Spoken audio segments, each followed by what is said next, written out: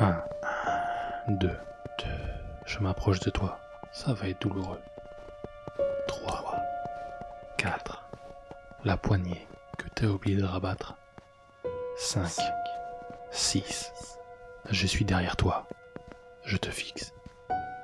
7 et 8, plus rien ne sert de prendre la fuite. 9, 10, je t'endormirai, ce sera fini. Je tiens à rester anonyme, donc si vous vous attendiez à une longue et chiante présentation, rassurez-vous, ce ne sera pas le cas.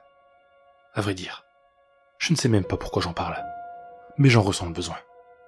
Peut-être que je suis parano, fou, ou même schizophrène, enfin bon. Vous le prendrez comme vous le voudrez. J'habite dans un village paumé, en France. Il ne doit pas y avoir plus de 2000 habitants. J'ai une vie plutôt paisible, je n'ai pas à me plaindre, enfin, j'avais. Depuis un certain temps, je ne sors plus de chez moi. C'est même limite si je ne sors plus de ma chambre. Mes parents croient que je suis taré. Ils ont peut-être raison après tout. Depuis que j'ai eu 16 ans, j'en avais profité pour me déscolariser, à cause de cette histoire. Ça n'avait pas arrangé les problèmes pour autant. En fait, ça n'a fait que s'empirer. Je n'ai même plus d'amis pour en parler. Le dernier message que j'ai reçu date d'il y a plus d'1 an. J'avais pourtant essayé d'en parler à mes parents, mais ils ne veulent toujours rien savoir.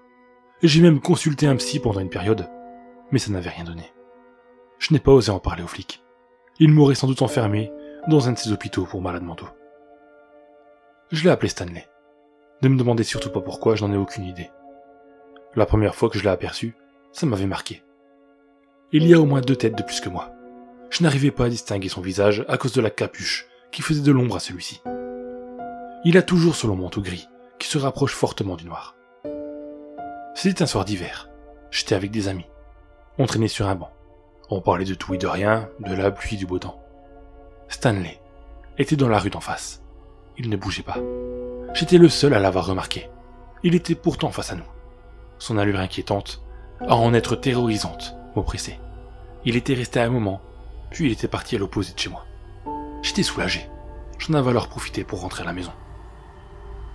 À peine quelques jours plus tard, en rentrant du collège, il était assis sur le même banc, à la même place que moi, la nuit dernière. Quelque chose en moi me disait « Ne le regarde pas, ne le regarde pas !» Et une fois que j'avais dépassé le banc, je m'étais retourné. Il était derrière, à quelques mètres de moi. Jamais je n'avais ressenti une telle peur de ma vie. Cet homme me suivait. J'avais alors accéléré le pas pour arriver plus vite chez moi. Je m'étais dépêché de me rendre dans ma chambre pour observer la rue. Il n'y était déjà plus. Je transpirais de frayeur. Mais la 3e rencontre fut la pire de toutes. Mes parents étaient invités. En aucun cas je ne voulais y aller, car je pensais m'ennuyer. Il y avait énormément de vent.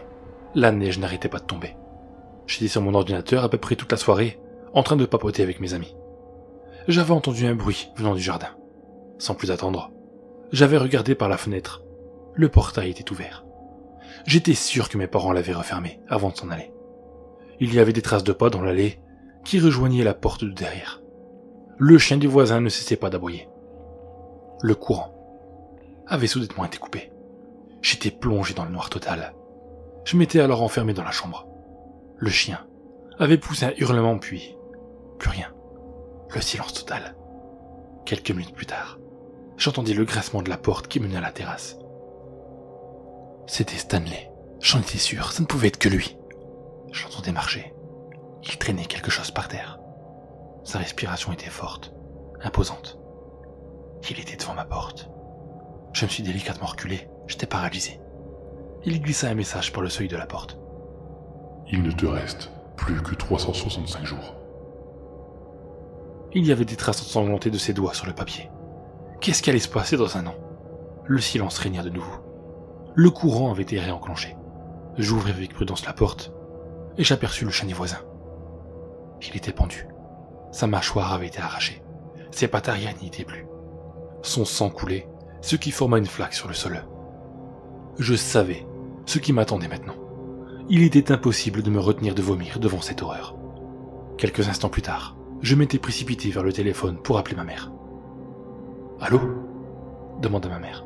« Maman, c'est moi. » Il faut que vous rentriez, il y a un malade qui a menacé de me tuer en assassinant le chien des voisins. Je comprends pas, il est toujours là, a demandé ma mère. Non, il n'y a plus que moi. Rentrez s'il vous plaît, j'ai peur ici. Ma mère a répondu qu'ils arrivaient. Je ne bougeais plus du portail. Stanley avait pris soin de ne pas laisser les traces dans la neige. Une demi-heure plus tard, mes parents étaient rentrés.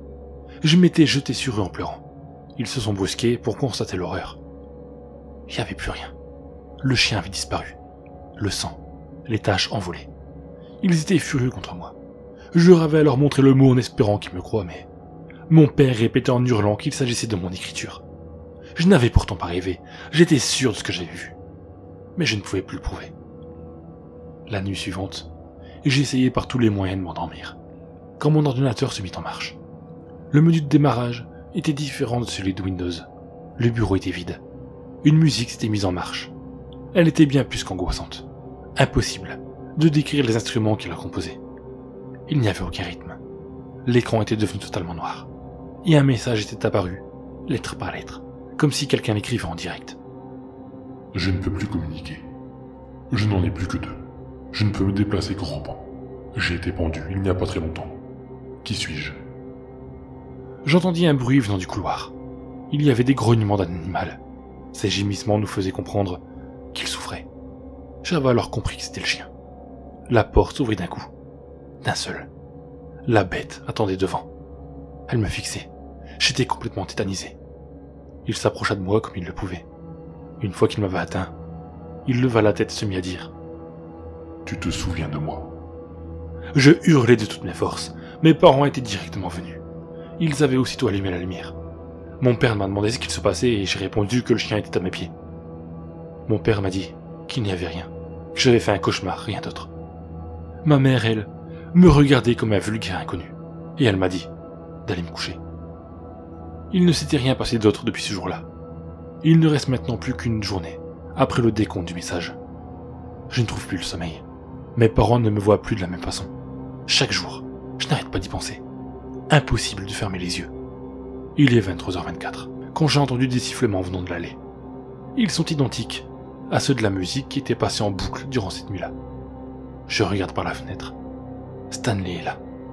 Il regarda également en direction de ma fenêtre, et il avança vers l'entrée. J'entrouvris la porte. J'ai essayé de me concentrer, mais je n'y arrivais plus. Je stressais, j'avais peur. Je me dirigeais sans plus attendre vers le hall, afin de m'assurer que l'entrée était bien fermée. Quand quelque chose m'interpella. Le ventilateur du plafond s'était mis en route. Des ricanements barbares se firent entendre. J'allumai sans réfléchir la lumière. Le chien était pendu par la queue sur le ventilateur. Mes parents étaient là aussi. Ils jouaient au jeu de la piñata. Leurs yeux avaient été littéralement arrachés. Le pire dans tout ça, c'est qu'ils avaient l'air de s'amuser. Je remarquai Stanley sur le côté. Son sourire était anormalement grand. Il me regarda dans les yeux et m'adressa la parole. « Tu veux jouer avec nous ?» Je repartis en fuyant dans ma chambre. Je priais que ce soit un simple cauchemar et qu'enfin je me réveille. Les sifflements reprirent de plus belle. Ils devenaient de plus en plus forts. Mon ordinateur s'était allumé. C'était exactement comme la dernière fois. La même musique. Rien sur le bureau. Puis l'écran noir.